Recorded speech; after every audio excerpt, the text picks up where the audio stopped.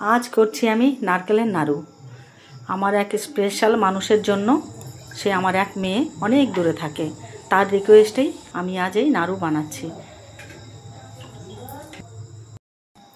এই যে নারকেলটা ভেঙে নারকেলটা কুড়িয়ে নেব।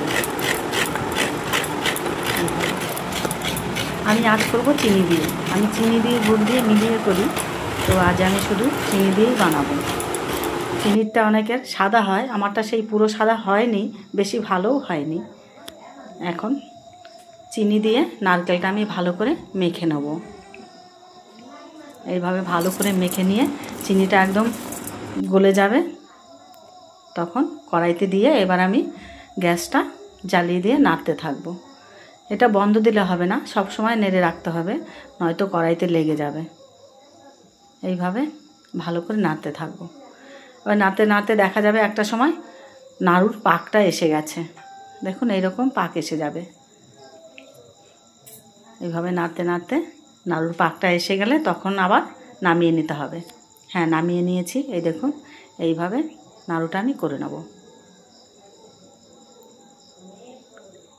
আমার মেয়ের উদ্দেশ্যে বলছি, এটা আমার অতটাও ভালো হয়নি, তুমি যখন আসবে তোমাকে আমি নাড়ু বানিয়ে খাওয়াবো।